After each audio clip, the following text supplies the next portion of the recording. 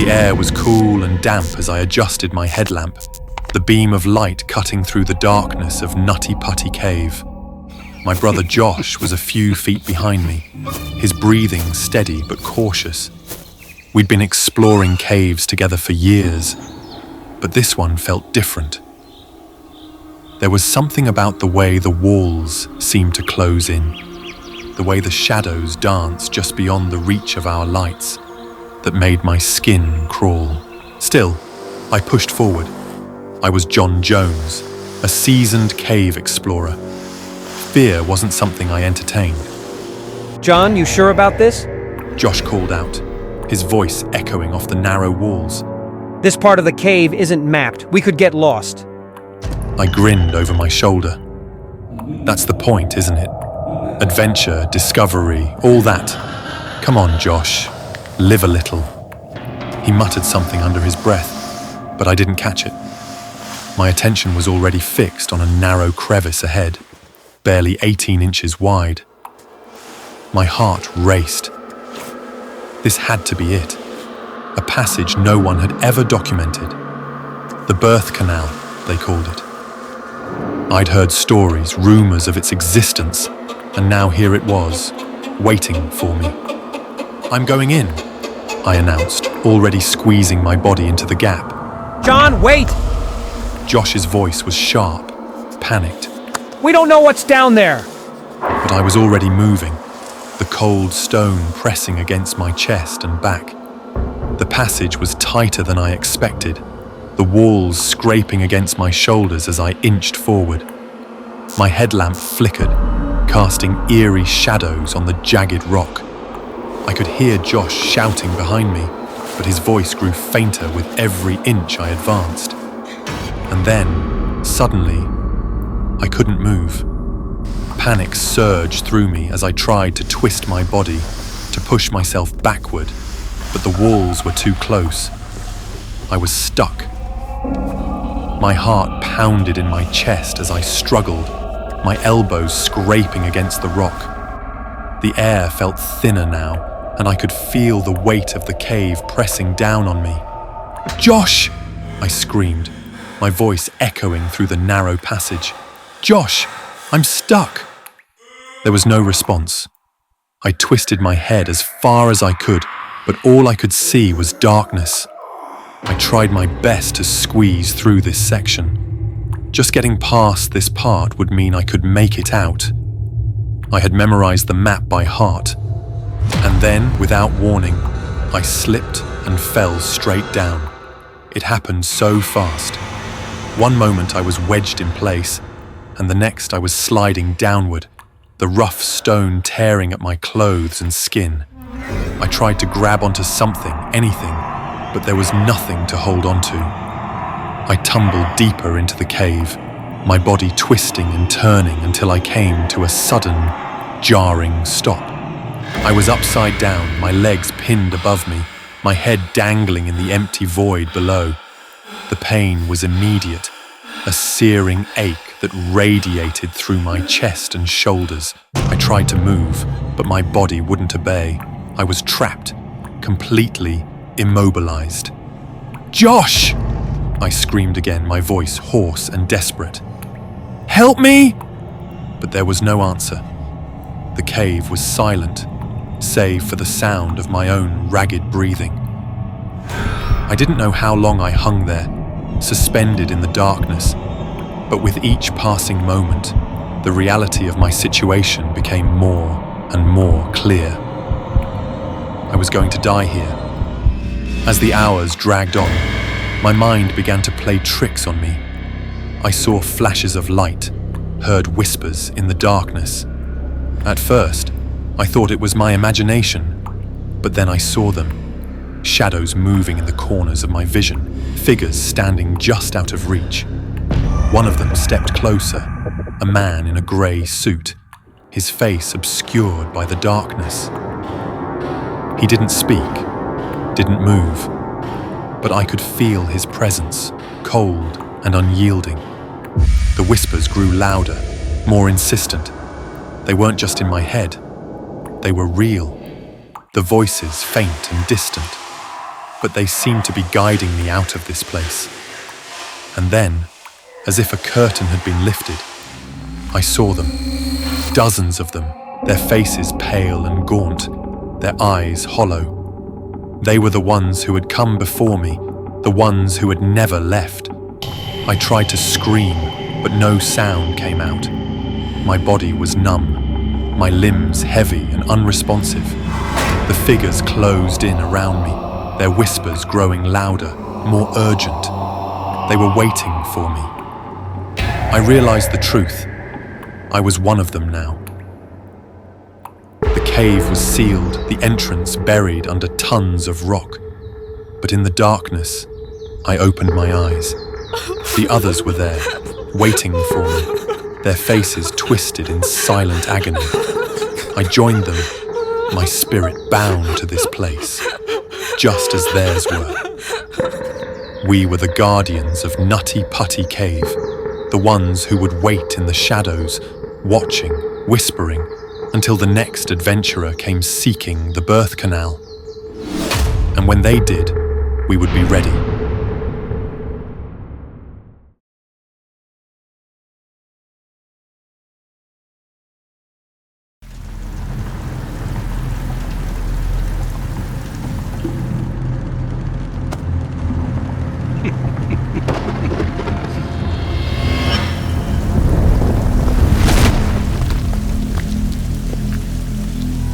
My chest hurt, tight and suffocating like a boulder pressing down on me.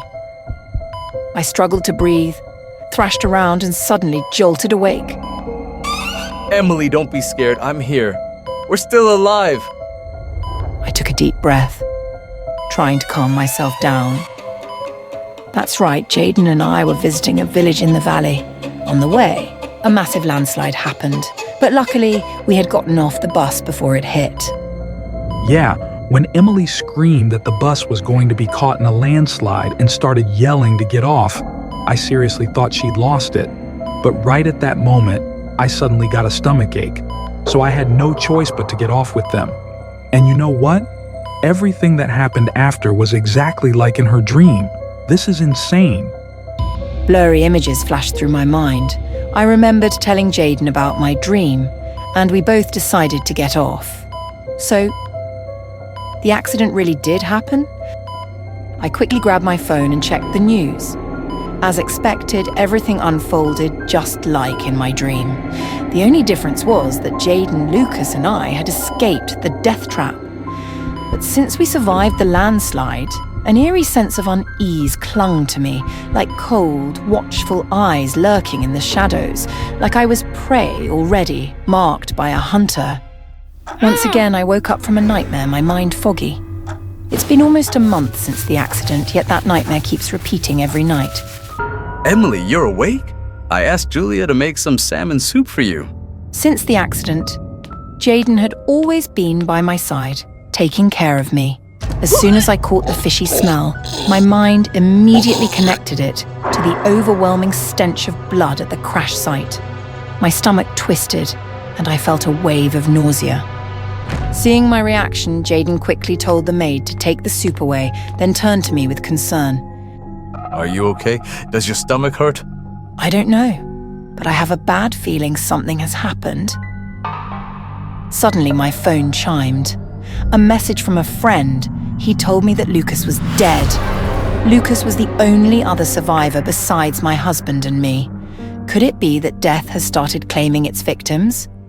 Jaden, death is still watching us. He'll come and take us in the most painful way possible. Jaden tried to comfort me, but the unease inside me only grew stronger. No one can escape my scythe.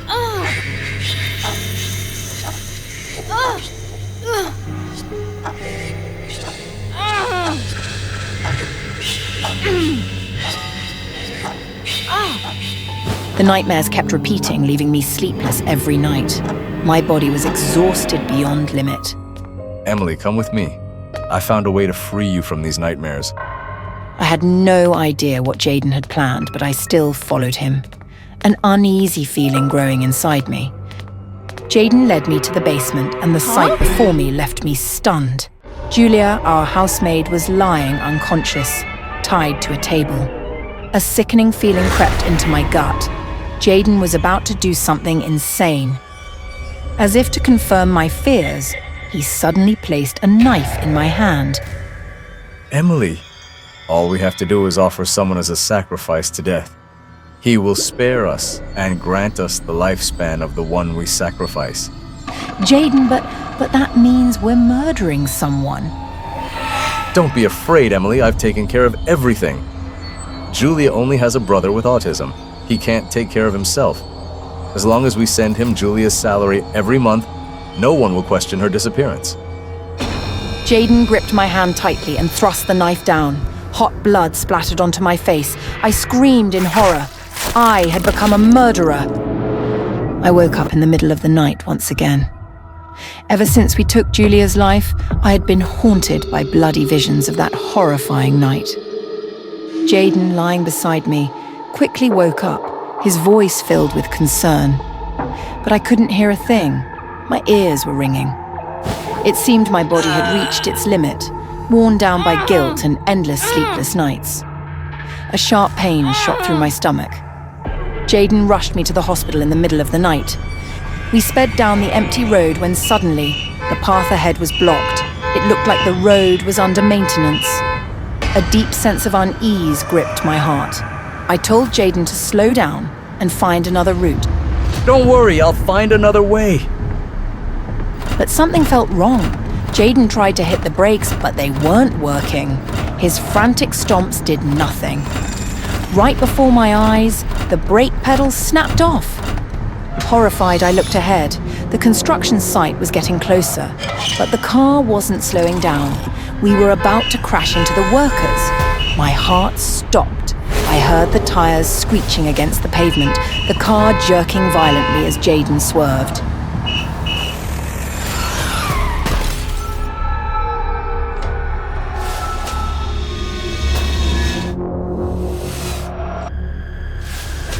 A deafening crash.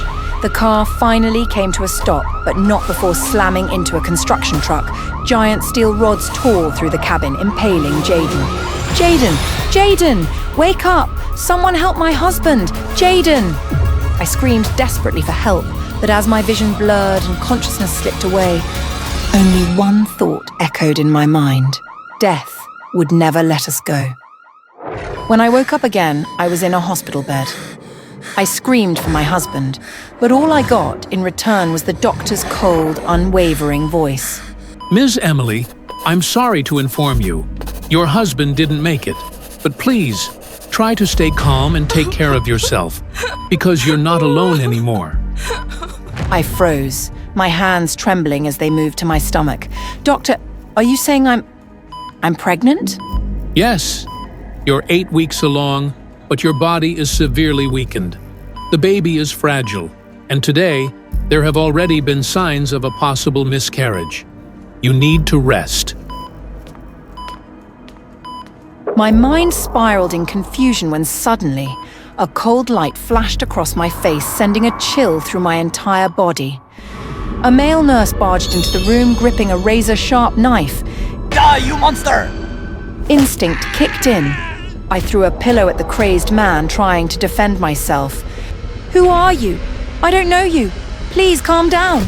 You must have the wrong person. Wrong person? You and your husband murdered Julia! His words sent terror through my veins. Julia's death had been discovered. How did her brother find me? My head spun as a sharp pain ripped through my stomach. Hospital security rushed in, easily restraining the imposter. But even as they dragged him away, he didn't flinch. No fear, no pain, only curses spilling from his lips. The agony in my stomach grew unbearable. Blood poured from me. No, I can't lose Jaden's only child. Doctor, please, save my baby. I can't lose it. Darkness crept over me.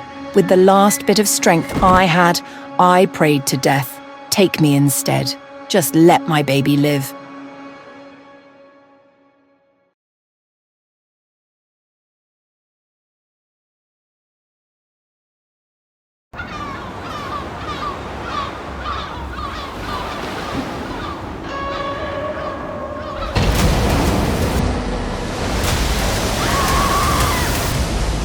Diego and I arrived at our usual beach just as the sun began its slow ascent over the horizon. The waves rolled in steady and strong, perfect for what we had planned. We had surfed here countless times, but today was different. Today, we were going to settle it once and for all. Who was the better surfer? I strapped my helmet-mounted camera in place, ready to capture every moment. Diego laughed, adjusting his board. Two guys out here alone surfing at sunrise. This looks a lot like a date, man. Shut up, I chuckled. Let's do this. Before getting on our boards, we swam out to loosen up. The water was crisp, jolting me fully awake. Diego suddenly yelped, his body jerking to one side. Damn it, Coral. He muttered, lifting his foot. Blood dripped into the water. Nothing serious. Hope you're not attracting any sharks, I joked. Diego smirked. Yeah, right. We've been surfing here for years. No sharks. As I treaded water, something caught my eye. A girl standing on a distant rock formation, waving at us. She was beautiful, her long blonde hair blowing in the wind. She waved with an urgency that made me pause. Diego followed my gaze and grinned. Bet you $10 I get her number first. You're on! We paddled towards the rocks, eager to see her up close. But as we got closer, her expression shifted from friendly to frantic. Her mouth moved, and I caught snippets of her voice over the waves. Shark! Shark! I glanced at Diego, expecting him to laugh, but his smirk faltered. We exchanged a look. No way, we had surfed here for years. No one had ever seen a shark. She had to be mistaken. Then the water beneath Diego erupted. A massive, dark shape shot out, jaws wide, clamping down on his torso. Diego let out a strangled scream before he was yanked under. Blood gushed into the water, mixing with the foam of the waves. His surfboard snapped in two, the jagged edge floating aimlessly on the surface, stained red. For a second, I couldn't move. My mind refused to process what had just happened. Then instinct took over. I spun around and paddled with everything I had, aiming for the rock where the girl stood, still screaming. My arms burned, my lungs fought for air, but I didn't stop. Something moved beneath me. A dark, gliding shadow. It was circling, toying with me. The waves pushed me forward, propelling me with terrifying speed. But so did the thing beneath me. I could feel it, sense it, hunting me. The primal fear of being prey sent ice through my veins. The rock was close. Just a few more strokes, then BAM! My surfboard launched into the air, the force of the impact sending me flying. My body hit the water hard, and for a second everything went silent. The world around me blurred as I struggled to orient myself, the salt water stinging my eyes and filling my throat. I gasped and thrashed, kicking blindly. My hands reached for my board, but it was gone. Disoriented, I tried to resurface, but my limbs felt useless in the endless blue. My heart pounded as I scanned the water around me. And then, I saw it. The shark, just beneath me, its mouth yawning open. Its eyes were black, soulless, locked onto me like I was nothing more than food. My body locked up, frozen with terror. I kicked, desperate, clawing towards the surface. My breath came in ragged gasps, the girl's screams echoing distantly through the roar of the ocean. The rock was so close, but I couldn't tell if I was swimming fast enough, if I was going to make it. Another forceful jolt from below sent me spinning. Pain exploded through my leg as something sharp scraped against it. My vision darkened for a moment, but adrenaline forced me forward, kicking, reaching. The shark's massive form loomed beneath me, circling, waiting. The girl was reaching out her hand now, her face stricken with horror. I forced every ounce of strength into one last desperate push. My fingers brushed against the jagged surface of the rock. My body trembled as I hoisted myself up, every muscle screaming in protest. I reached out, fingers grazing the rock's rough surface. The girl grabbed my wrist, eyes wide with relief. You made it! I nodded weakly, trying to be calm. And then